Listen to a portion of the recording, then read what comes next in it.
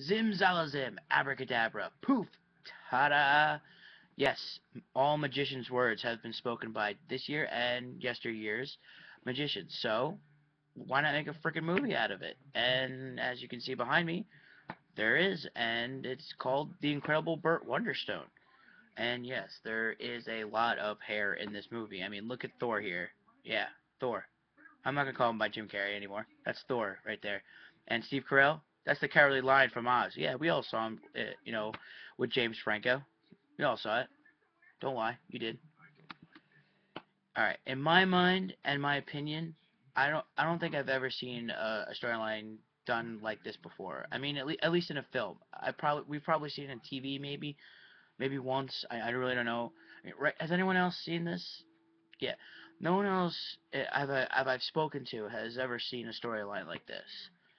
Um, because it's a slightly original idea. Because let's face it, it's a magician gone down on his luck, trying to get back. It's kind of a no-brainer storyline. You figure someone has already done it before. But what really made me jump and squeal with joy here was the cast. I absolutely loved it. The casting in here was brilliant. I don't care what anyone else says. This ensemble was the best I've seen in a while. You have Steve Carell, who is just hilarious in general. I did, however, I found him entertaining and interesting. That his role was a role that he rarely plays. He doesn't really play a jerk and a womanizer in a lot of his films. And then you also have Steve Buscemi, who I mean, come on, this man's a treasure to have on screen, a very creepy pleasure. And again, an interesting role for Buscemi because Anton, who he plays, isn't a super weird, creepy guy. He's actually a fairly normal person here. It wasn't the normal type of character that we all know that he usually plays. And can we please talk about the beautiful and the oh so stunning Olivia Wilde here, and the funny man Jim Carrey, who apparently, like I said, decided to go the almighty Thor with his hair this time. It was very interesting. Uh, but the best part about Jim Carrey in this film is that now I've been following Chris Angel for a while, and he does the perfect Chris Angel impression here. It was quite hilarious. He even does the float up and then the float away move that Chris Angel likes to do in his shows, and even basically the whole shtick that Chris Angel does is they take into account here. They do Mind Freak, which is Chris Angel's show, but instead it's Jim Carrey's character, and he has a show called Mind Rapist, which is just hilarious in its own. And then you had the great and talented Alan Arkin, who, unfortunately for me, I loved Argo, so the entire time I was hoping you'd say, "Hey, Argo, fuck yourself," the whole entire time, but apparently it never happened. I was waiting for it, but it never did. I'm gonna stop there because there are so many great people in this film that I know you will enjoy as well as I did when you saw them coming in. I mean, there's at least like six other people that I forgot to mention, and only three of them are magicians that you probably will know.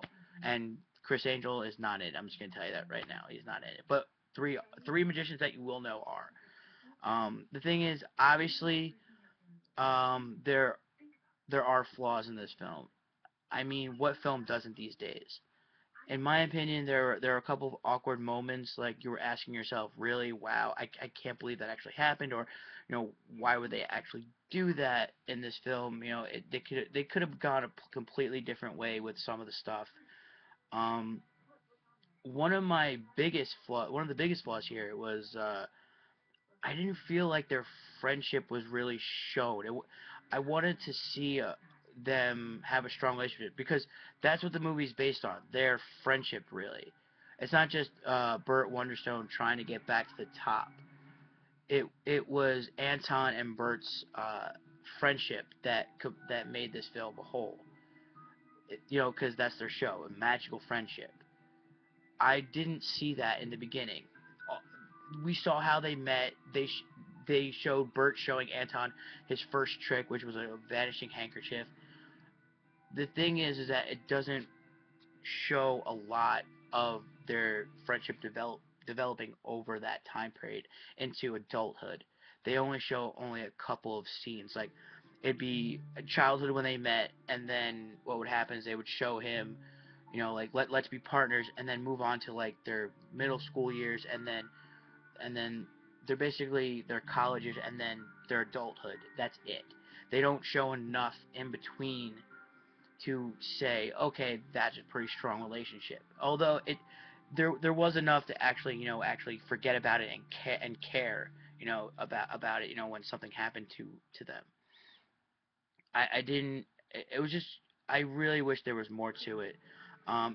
It's still not good. It's still not a good thing to leave out, especially in this type of a film. If you're, in all honesty, in my opinion, it's really the only flaws that I would even consider mentioning here. Now beyond that, it is a fun, and pun intended here, it was pure magical. This movie, um, it really was. Like I said before, I don't give a shit about what others saying about this film because I personally enjoyed it. I don't want to. I don't even want to tell you about the tricks because that were done because the tricks in this film were actually like had me wondering, wow, I kind of want to know how they did that. And the tricks were they were the basic tricks, most of them. Because the fake thumb, for the vanishing handkerchief, and then you have the rings, and the movable knot on the string. There were tricks that were easy to do when you're kids, and then they do have tricks like the maneuvering. They do actually go behind the scenes with it a lot. Not a lot. Well, there are a few tricks that they do that they actually show you on how they do it. It's actually quite funny. That they actually were allowed to reveal some of the tricks that they showed. Um, like I said, they did make me wonder like how they did that, which was good. You want that. Some of the tricks were CGI and probably they did a lot of close-up stuff. Like their hands would be like up close to the monitor, to the camera, and they would do tricks that they didn't show their faces or their own bodies, so you knew it was either CGI'd or an actual magician who knows how to do that. So it was obvious, but it was still fantastic to watch. I enjoyed it. My problem is that the cast brought me in for the majority of this, which I hate to admit, because you really shouldn't see a film just because of the casting. You really should just see it because it interests you or you just want to physically see it. I did like the concept. It's not one of the best ones I've seen, but it sort of works. It's a fun, happy, good for a good laugh, and it's enjoyable. Most of all, it's entertaining, and it mostly gives a stupid example of why idiot friends should stay with other idiot friends, if you will, um, because both aren't really good alone, so that's why they should go together. I do recommend it. Then again, I am a fan of stupid funny and this casting, and I do this only in my opinion. If you don't agree with me, then in the words of my favorite actor, go fuck yourself. As well as please leave a comment if you dare. Apparently everyone is still on this internet social network kick, so you can follow me on Twitter and on Instagram right here.